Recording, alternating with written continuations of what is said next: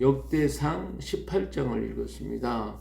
자, 역대상 18장에서는 다윗의 승전 기록들을 여기 전부 기록하고 있습니다. 처음에 이제 블레셋 사람들을 항복을 받고 큰 성읍이었던 가드 성을 빼앗게 되었죠. 그 다음에 모압 사람들이 종이 되었고, 그 다음에 소바왕 하닷 에셀이 유브라데 강가에서 자기 세력을 폈다. 그래서 저 북방 유브라데스 강이 있는 그 지역에까지 그들이 그 지역에 있는 소바왕 하닷 에셀이 강력화했는데, 그와 전쟁을 통해 가지고 다윗은 병거 1000대, 기병 7000명, 보병 2만 명을 빼앗고, 다윗이 그 병거 100대의 말들만 남기고 그 외의 병거의 말들은 다 발이 심줄을 끊었다 그랬어요. 병거가 1000대나 되어 있고 기병 7000명인데 그 병거의 1000대에서 10분의 1은 100대만 남기고 그 외의 병거는 말의 발을 심줄을 끊었으니까 나머지는 뭐 다 쓸모가 없는 거죠. 이처럼 다윗은 많은 군사가 많으면 자신이 자만해질까봐 다 끊어버리고 오직 하나님의 능력으로 이기겠다라고 한 이런 결단을 통해서 이런 믿음을 갖게 되었음을 볼 수가 있습니다.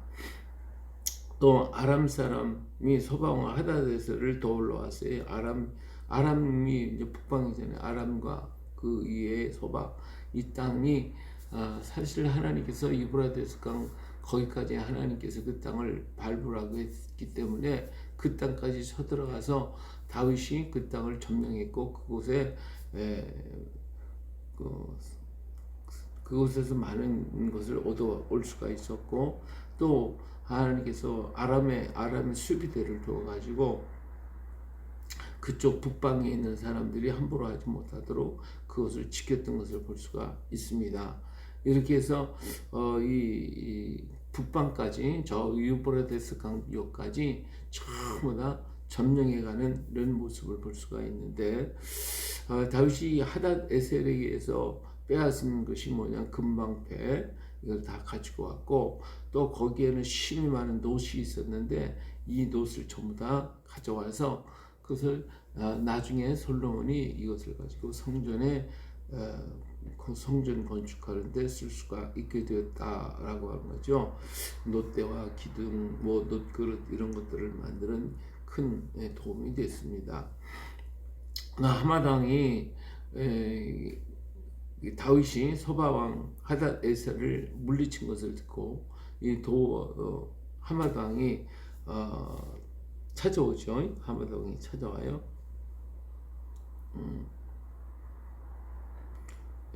그러니까 하닷 에셀이 이 도왕을 계속해서 공격해 가지고 정말 힘들었고 어려웠는데 다윗이 물리쳐버리고 그 땅에 평화를 주니까 하닷이 도왕이 얼마나 좋겠어요.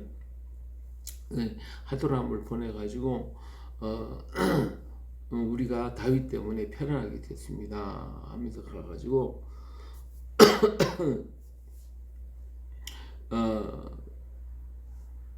여러 번 전쟁을 했다고 그랬죠. 다윗이 하닷을 쳐서 무찔렀습니다. 하도람이 금과 은과 놋의 여러 가지 그릇들을 가지고 와서 다윗 왕에게 드렸는데 다윗은 그것을 하나님 앞에 다 드렸어요.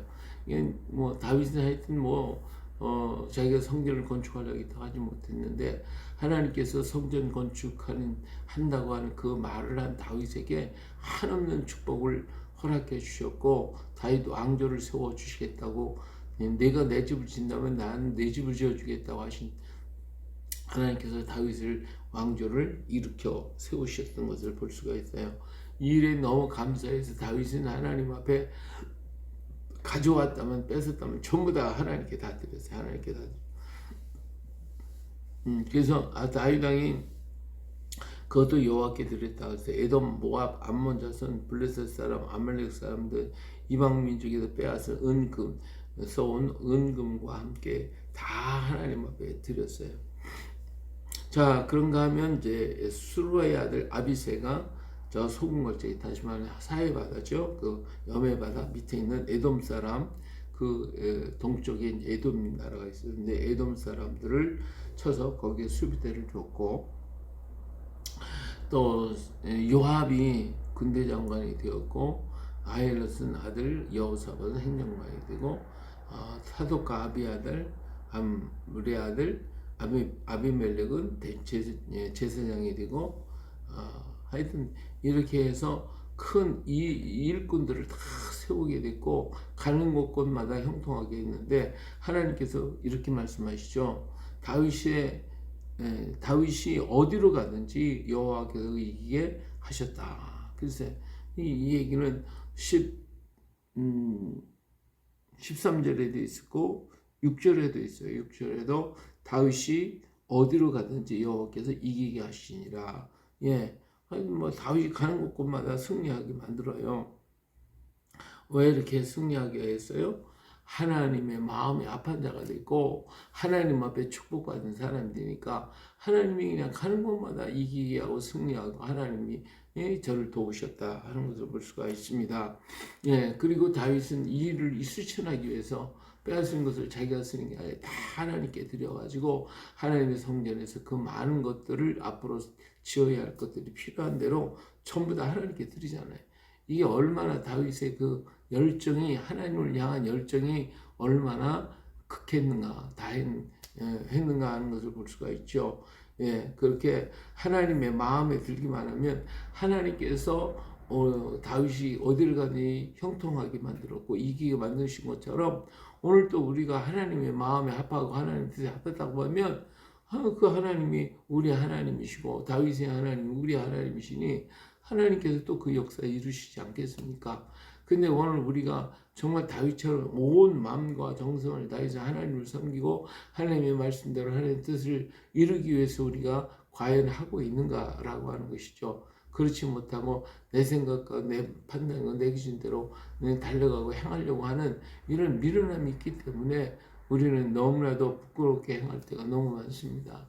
그러나 오늘 우리가 이 말씀을 붙들고 더욱더 힘을 합쳐서 하나님께 더 가까이 가고 주님께로 더 가까이 가고 아버지의 뜻을 이루기 위해서 최선을 다한다고 할 때에 하나님께서 우리 돕는 자들을 보내주시고 힘 있고 능력 있는 일꾼들을 다 모아서 그래서 이렇게 다윗이 자기 왕궁에 앞으로 세워야 할 그 적재적소의 일꾼들을 다 배치시켜가지고 그들로 하여금 나라를 운영하게 만드는 이런 역사를 할 수 있게 만드셨잖아요.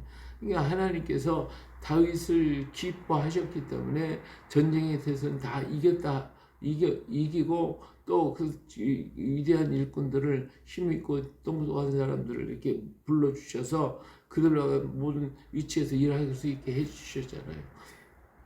다윗이 아무리 힘이 있고 능력이 있어도 이렇게 행정과 모든 질서 이런 것들을 할 수 있는 그런 일꾼들이 없다면 이 모든 걸 할 수가 없어요. 치료할 수가 없어요. 땅이 넓고 커지면 그것을 치료할 수 있는 능력이 있어야 되고 그것을 관리할 수 있는 그런 힘이 있는 일꾼, 믿을 수 있는 일꾼들이 있어야 할 수가 있거든요. 각 수비대를 두는데 그들이 반역을 하거나 문제가 일으키면 또 나라는 쪼개지게 돼 있는 거거든요. 그런데 이렇게 한 일꾼들을 다 초청해서 하나님께서 그런 사람들을 모아주시고 불러주시고 그들이 한 마음으로 다윗을 섬길 수 있었던 것은 다윗이 하나님 앞에 서 있기 때문에 하나님께서 그들의 마음을 주장하고 그들의 마음을 움직여서 함께 할 수 있도록 마음을 주신 거였거든요. 그런 거로 이 역사가 얼마나 아름답고 멋지고 은혜롭게 역사가 되어 있는가 하는 것을 알 수가 있습니다. 우리가 전심으로 주님을 사랑하면서 사랑할 만큼 우리 하나님도 우리를 도우시고 그 하나님의 역사가 우리 가운데 임하게 되어질 것입니다. 오늘도 이 말씀을 기억하고 내가 몇 프로나 주님을 향하여 가고 몇 프로나 주님을 사랑하고 몇 프로나 주님의 뜻대로 걸어가고 있는지 우리 자신을 한번 더 깊이 생각하고 그 뜻 가운데 서서 나아갈 수 있는 우리가 되어야 할 줄로 믿습니다. 그럴 때 하나님의 크고도 놀라운 이 역사를 일으켜 주시고 우리를 도우시고 우리와 함께 하시고 우리 가운데 모든 것을 이루어 가실 것입니다. 오늘도 주의 이름으로 멋진 또 승리 이루어 가시기를 예수님의 이름으로 축복합니다. 할렐루야.